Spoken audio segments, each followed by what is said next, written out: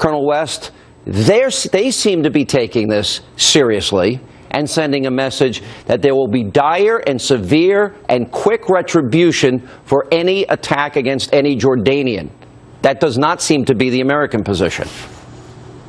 No, you're absolutely right. In the previous segment you had with Governor Richardson pointed that out.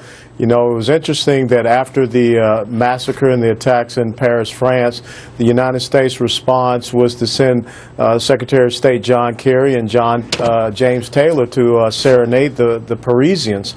But what the Jordanians understand is that they were basically being lied to by ISIS. We now know that the Jordanian pilot had been killed back in January, that this was all a ruse. This was not something, this hostage exchange was in good faith. And so the only way that you can deal with savage, barbaric animals is to be tough and ruthless. And that is something that General al-Sisi understands in Egypt, that Prime Minister Netanyahu understands, and that King Abdullah understands. And the one thing that all three of them have in common, you have an airborne commando that leads Israel, you have an American-trained Special Forces officer that leads Jordan, and you have a former Egyptian military general that leads in Egypt. They understand the enemy and how you have to fight him. Colonel Peters, I certainly agree with what Colonel West is saying, but under the president, they've doubled the territory ISIS has in Syria. They've been able to hold on to Mosul and Fallujah and other territories around Iraq.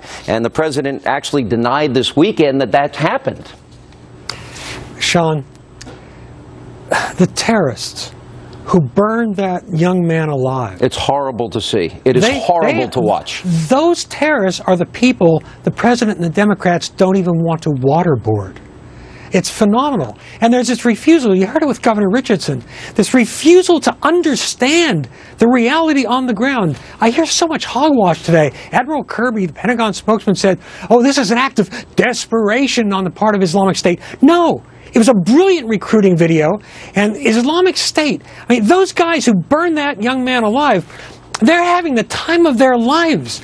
This kind of violence is captivating, exhilarating, thrilling to these guys. It's never going to get better for them than this. They have power now. They can exert their will over others. I mean, this is better than the best sex they've ever had, and it's easier on the goats. What should America's role be from here? Colonel Peters. Well, America needs to get serious. More hogwash I'm hearing about is, well, the Jordanian army's an unleashed tiger now. Look out. The Jordanian army's primary purpose is to keep King Abdullah on the throne.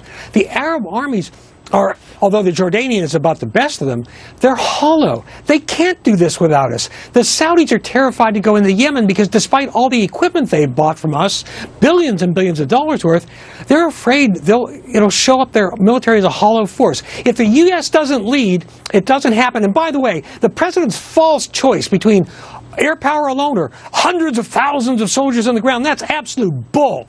There's something in the middle there, and we need a limited number of boots on the ground for a limited time. They don't have to stay, but you go in, you kill the guys, you leave. You go back, you kill them again. But my God, ISIS is taking over the Middle East, and our president, as you observed, can't even say Islamist terror. All right, guys, thank you both for being with us.